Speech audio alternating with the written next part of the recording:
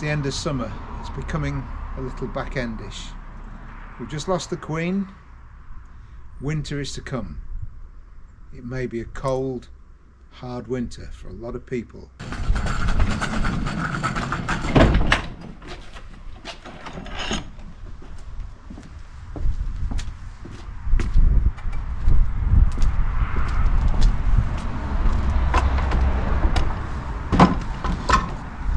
But it doesn't have to be too bad. There are things you can do to make things better. I've been shopping. Trusty Rover is full. And in September, these are some of the things that you need. If you're lucky, as we are, and you've got a wood burner or a coal fire, we have coal. This is full. We have logs. 2 lorry loads of these are coming. Seasoned ash. We need kindling. Sometimes I chop it, sometimes I buy it. Whatever happens, I know I've got enough. We will need to light the fires. Fire lighters, you don't always need them, but it does save a lot of trouble. So if you can, while they're cheap, buy them in bulk. You will be warm. You're going to need matches. I grew up in the 60s and 70s, and we didn't have central heating, we didn't have double glazing. What we did have, when we needed it during the power cuts of the 70s, was a different way of making the room light up. These things, they're called Sailboat brand oil lamps.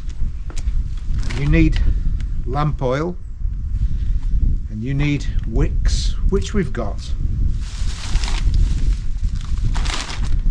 And you get through a surprising amount of this stuff. As many of these as you can store, night lights. These will not only light up your room, but you can make heat out of them.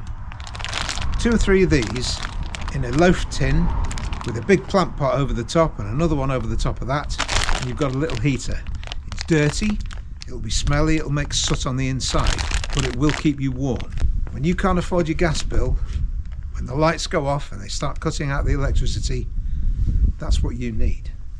You'll need these to entertain yourself, to make sure your electrical stuff works when you can't plug it in.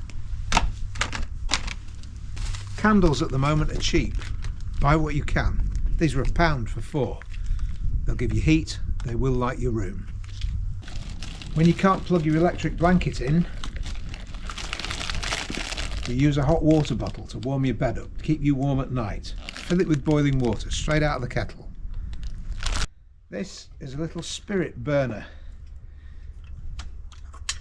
You fill this up with this stuff, methylated spirits. It takes 3/4 of an hour to boil this tiny kettle of water. That's what my grandparents had to put up with. If they wanted a cup of tea, when they said, "Oh, you're lucky, the kettle's just boiled," you were lucky. It had been on for 3/4 of an hour. We're not going to put up with that. We've got one of these, a camping stove, and it runs on these, and they're going to be a little bit quicker, they'll be hotter, and the kettles that we'll use will be a little bit better than copper kettles. They'll hold more, they'll heat up faster. If we can't cook on the electric cooker, or we can't afford the gas for the gas one, we've got that, or we've got these. We've got a charcoal fired bread oven. We've got an LPG fueled barbecue.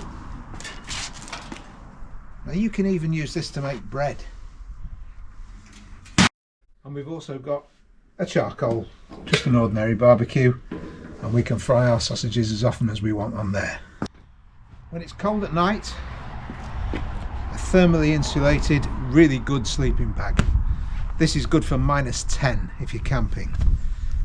You don't have to have one that's that good, but if it's freezing cold in your bungalow and you've only got gas and electricity, you want one of these.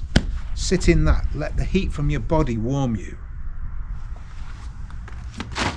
The most important thing to keep yourself fit and warm is to eat properly. If you don't eat properly, your body's not going to be making the heat that you need. So feed yourself as well as you possibly can. Hot meals. If you can't do hot meals, have sandwiches. Take exercise. Go for a walk. Pump the blood round your body.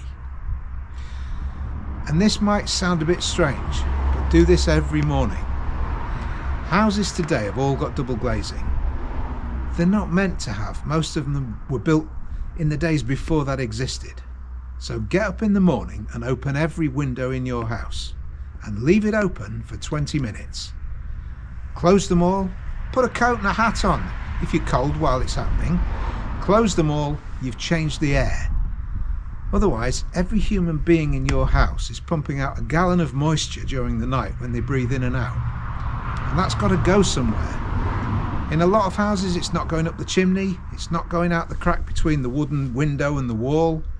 It stays there, and you get mould. Mould is really bad for your health. You'll be breathing in the spores. It's not good. Get those windows open just for 20 minutes every morning. Use all this stuff. It's not too late to get it. Buy it now in the summer before the winter comes. Be prepared.